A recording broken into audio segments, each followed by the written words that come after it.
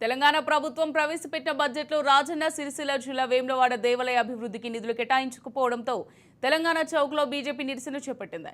నిరసనలో BJP నాయకులు కార్యకర్తలు పాల్గొని కాంగ్రెస్ పార్టీ ప్రభుత్వ దిష్టిబొమ్మను దహనం చేశారు.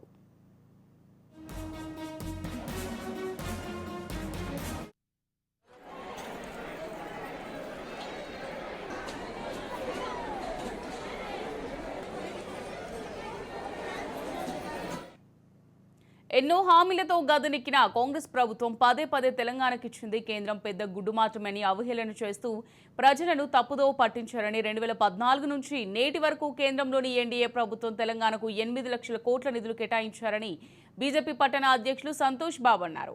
సీఎం రేవంత్ రెడ్డి నియోజకవర్గానికి 5,000 కోట్లు కేటాయించుకుని దేవాలయం అభివృద్ధి చేస్తానని 100 కోట్లు కేటాయిస్తామని మాయమాటలు చెప్పి దేవాలయానికి నిధులు కేటాయించకపోవడం ముంపు గ్రామంలో పారిశ్రామిక కారిడార్ ఊసేలేదని ఆయన విమర్శించారు.